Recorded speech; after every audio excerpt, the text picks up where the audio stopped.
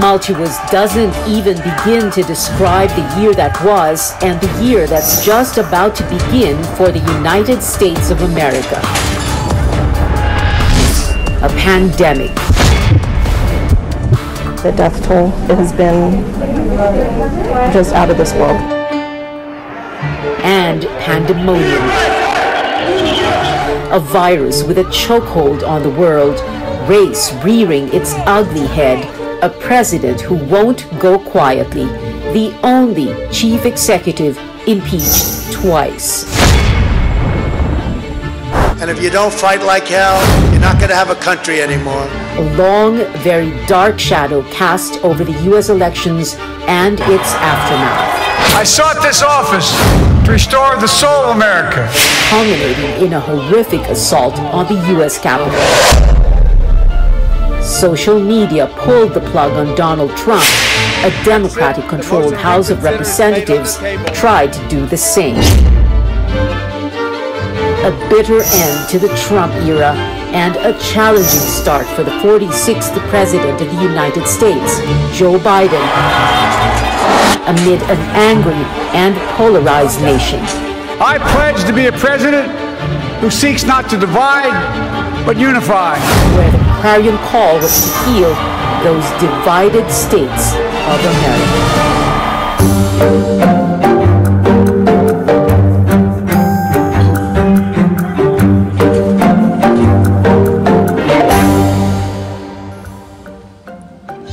I'm Hontiveros. We'll be asking the hard questions for stories that matter to you. Front and center, is the United States divided while the rest of the world watches?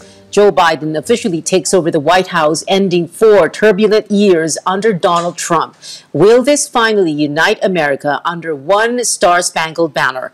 How the world sees a Biden presidency after an unprecedented attack on America's seat of democracy, and how this impacts the long-standing relationship between Manila and Washington and Filipinos living in the U.S. It is an inauguration like no other for the 46th U.S. president. Joe Biden's term starts in the throes of a pandemic following a violent attack on the Capitol and with a predecessor who was impeached twice, sitting out the historic event. Allies and foes of America are watching closely. Front and center is CNN international diplomatic editor Nick Robertson to put things in perspective for us. Nick Robertson joins us all the way from London. Nick, President-elect Joe Biden wants America to lead again, but there is no quick fix, right? There isn't, in part because of what President Trump has done. You know, he pulled the United States out of the World Climate Change Organization. He decided not to join the Trans-Pacific Partnership, the trade deal. He challenged the WTA, the World Trade Organization. He decided to defund the World Health Organization. He pulled the United States back from so many international bodies, eroded the strength of the transatlantic alliance with NATO, criticized the NATO nations and their funding. So at so many levels, he has developed sort of, bad relations with many of the United States allies en masse, as well as challenging China in such a way as to escalate tensions there, escalate tensions in the Middle East with Iran as well. This has really, presented Joe Biden with a multitude of problems. Well, Nick, after that litany of actions that Mr. Trump took on the foreign policy front, can you tell us what exactly which parts does Joe Biden have to undo, or does he have to undo everything?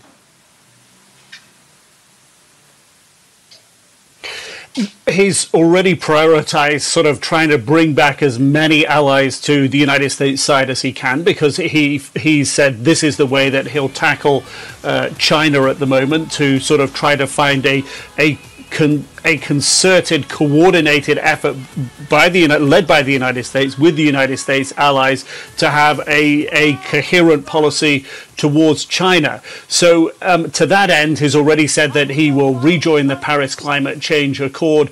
And this is something that will certainly send that signal that European and other allies hope that he'll send, believe his sending. There is, I think already it's fair to say there is high confidence that Joe Biden is going to bring the United States more back in line with sort of what's been traditionally expected of the United States as a world leader, being a member of global institutions and having a very clear foreign policy agenda. What we have in the inaugural is we're not going to be seeing the outgoing president at the inaugural turning over, literally and figuratively, turning over the reins of power. So what kind of signal does that send? So you have Joe Biden taking charge, going full throttle on fixing foreign policy issues, but you don't have that symbolic turnover on January 20. What is that going to, what kind of a message is that going to send to the allies of the U.S.?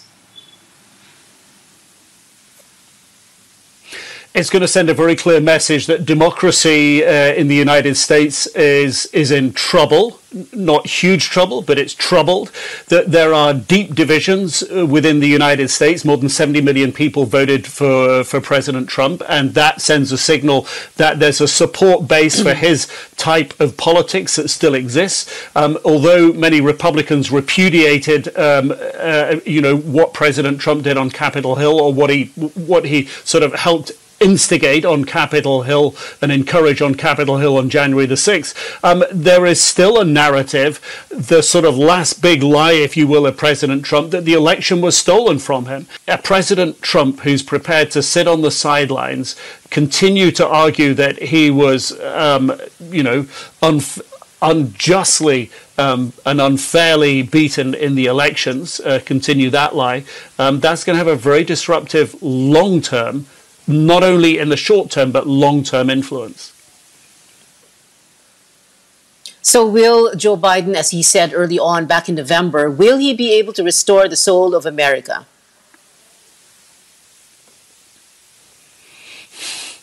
This, I think, is the multi-million-dollar question at the moment, isn't it? Part of it depends on Trump. Part of it depends on Republicans. He also has, a very progressive element within his own Democratic Party, and that's going to be something, a tightrope that he'll have to walk with legislation that he'll want to get through Congress. So. I think that these are huge challenges, and this is before we talk about the economic impact of the coronavirus pandemic, before we talk about actually restoring the health, the physical, medical health of the nation through this pandemic. Yeah. I do believe these are very, very big challenges for Biden. Well, thank you so much for coming on the show, CNN International Diplomatic Editor Nick Robertson. Maraming salamat. America is front and center in the world today. Will Joe Biden's foreign policy make America lead again? And we'll hear the voices of Filipinos helping shape and unite a divided America. Stay tuned to CNN Philippines.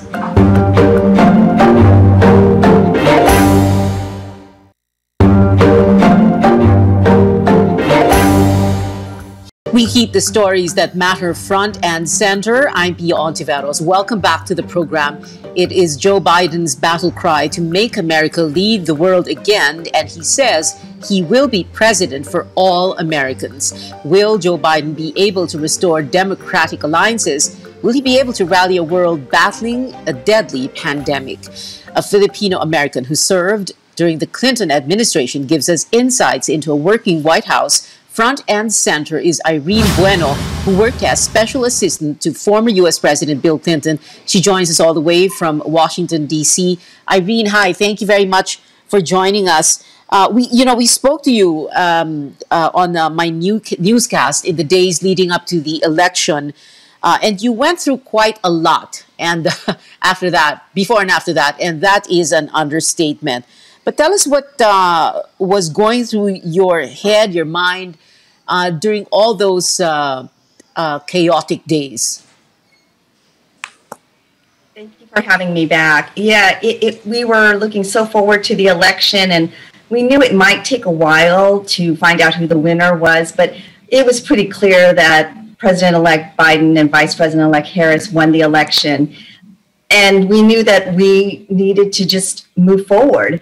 But because outgoing President Trump said that there was fraud, that the elections were not accurate, that people didn't believe that President-elect Biden and Vice President-elect Harris won. So we couldn't move forward. It wasn't until just recently, last week or 2 weeks ago, time is just very hard right now, that the Congress certified the election for the President-elect and Vice President Harris. But yet there's still Americans in our country who do not think that they won.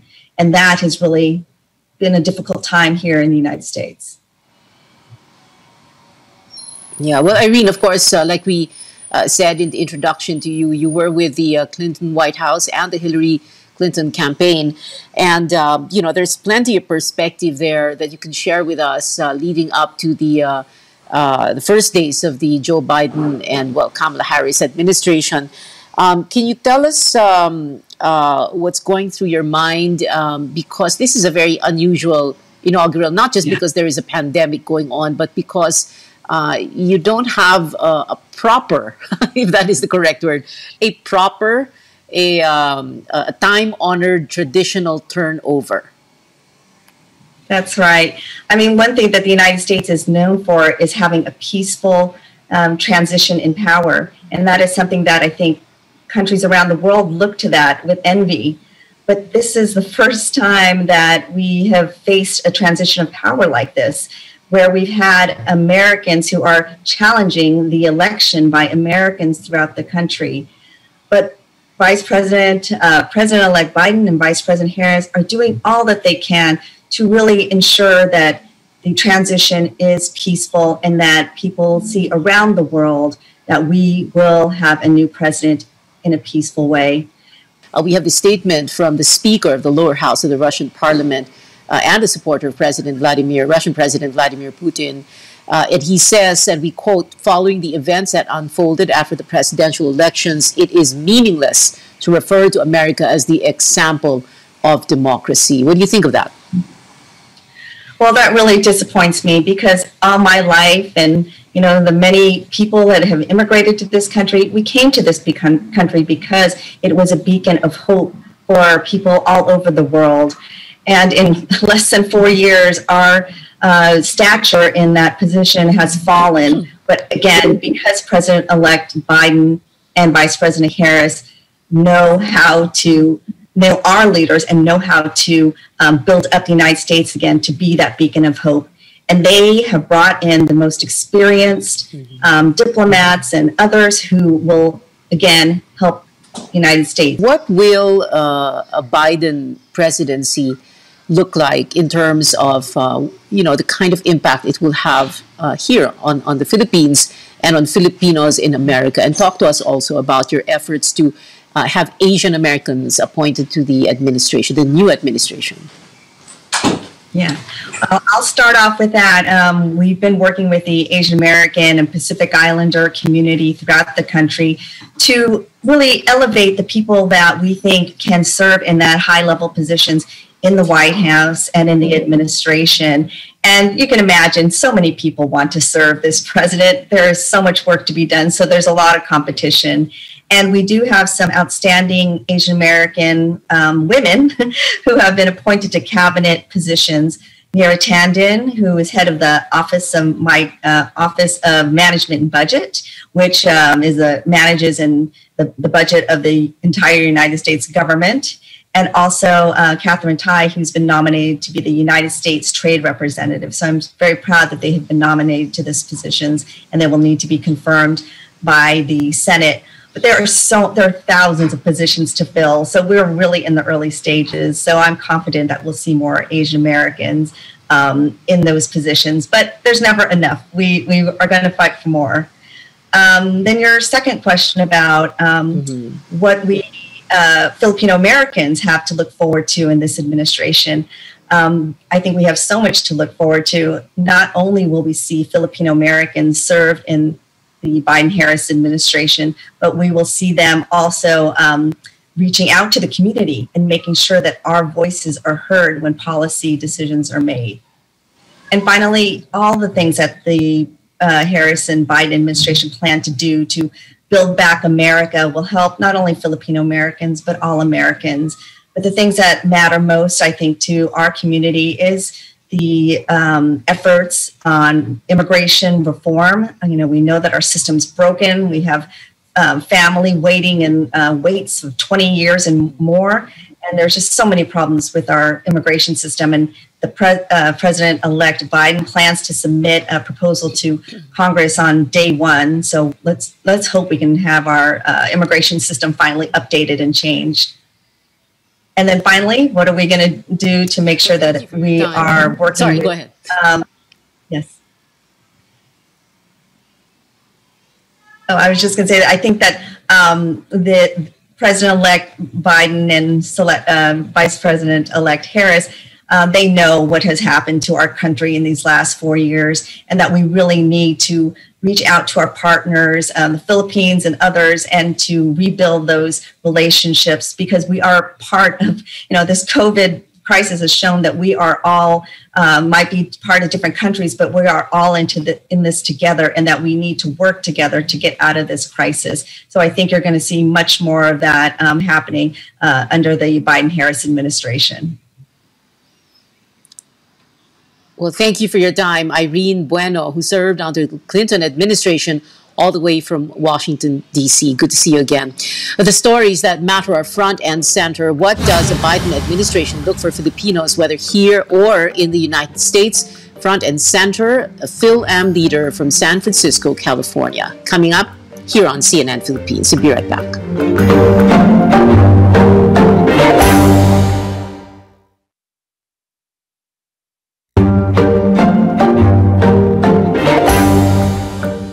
Welcome back to Front and Center. We want answers on the stories that matter to you. I'm Pia Hontiveros. What does a Joe Biden presidency mean for Filipinos? During his presidential campaign, Joe Biden promised to work alongside the PhilAm community. He also paid tribute to Filipino healthcare workers in the U.S. Front and center now is Rodel Rodis of the National Federation of Filipino American Associations, joining us from San Francisco, California. But Attorney Rodel, before we speak to you and do this interview, I'm just going to roll this soundbite of President Trump. I also want to say a few words about the unprecedented assault on free speech we have seen in recent days. These are tense and difficult times. The efforts to censor, cancel, and blacklist our fellow citizens are wrong, and they are dangerous. What is needed now is for us to listen to one another, not to silence one another. So my question for you, Attorney Rodel Rodis, is this. I used to interview you on my old talk show on my former network very often in the mid-2000s. And my question is, how different is the America of that time to the America of today? Well, there's a big difference. That was the time of President Obama. And there was a lot of human rights concerns. There was a lot of immigrant rights concerns. There were a number of issues as climate change was foremost. So, and then under the Trump era, climate change was set aside, all the regulations promoting clean air, clean water, and preserving the land, and was all gone. And then you had a lot of anti-immigrant attacks, the caravans, walls, build a wall, considering countries that are what he called a-hole countries that were minorities. He preferred, he said, immigrants from Norway. And Norway is, of course, a code word for white immigrants. So you never thought, Attorney Rodel, that you would see the day that a mob would descend on, or a riot would happen at the U.S. Capitol? Well, during the debate, the presidential debate, he was asked to denounce the white nationalists, the white supremacists, and he was asked, like what? And then Joe Biden said, Proud Boys. And then what he said was, he wanted them to stand back and stand by, meaning that they should be ready. And they were certainly, they really stood by, because when he gave the order for them to attack the Capitol, you could see many of the T-shirts had Proud Boys, they had Camp Auschwitz, they had all kinds of the QAnon, all of the right-wing militia that he told them to stand by when he gave the command for them to attack. They attacked the Capitol, and they were even going after his own very loyal Vice President Pence. They were screaming, hang Pence, and they even had a noose that they wanted to hang him, and there were several of the mob that had what do you call those zip ties to and Attorney Rodel, among those faces in the U.S. Capitol that day, there was this so-called Walis Tambo guy. We call it Walis Tambo because that is a broom that we Pinoys, we Filipinos would recognize anywhere. Did we ever find out who that guy was? No, and I posted the picture, and I asked my friends on Facebook to see if anyone knew, and a friend mentioned the name, which I won't mention, and said that she saw 3 different posts that mentioned his name. And she suggested I check the Facebook page. I checked the Facebook page and hit the photo of Walis Tambo was there. So I put it down, and I'm sorry I did, because he denied it and said that he wasn't the one. So, but let's talk, Attorney Rodel, about Joe Biden. How will he pick up the pieces? How will he repair alliances, not just in the U.S., but all around the world? How will he heal divisions? This is a very deeply divided America. You have people who adore Donald Trump until now. Well, the issue is going to be COVID-19, how he deals with it, because if Biden is able to deal effectively with the COVID-19 and he's able to vaccinate the American people, the support of the American people will be behind him. You know, there's always a very keen interest in the United States, not just because we have so many Filipino Americans there, Phil-Ams, but also, of course, a very long history, long relationship the Philippines had with the United States. How is the Philippines and Phil-Ams there in the U.S. Going to benefit? How are going to benefit from a Biden presidency? And you know, how is this election? Even the Trump presidency, how is it divided Filipino families? Not just Phil-Am families, but you know, you have Phil-Ams there with relatives here in the Philippines, for example. Yes. First of all, you know, Filipino nurses make up 7% of the nursing population in the U.S., but according to statistics, 33% of the nurses who died because of COVID have been Filipino. So we've been hard hit, our frontline workers, the nurses, doctors, Filipinos have been the hardest hit among the various minorities.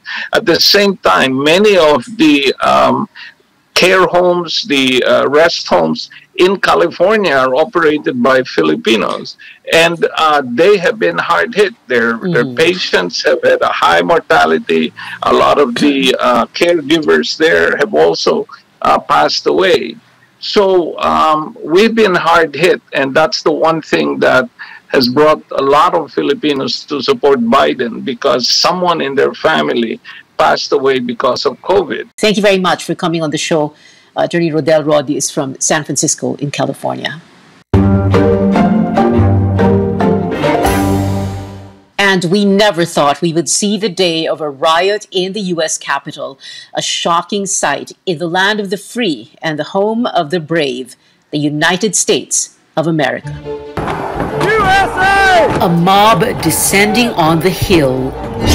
A president holding on for dear life, casting doubt on an electoral process he submitted himself to in the first place. A chief executive impeached not just once, but twice. of a president who didn't want to welcome his successor to the White House. We Filipinos used to say, only in the Philippines. Maybe now we can say, only in America.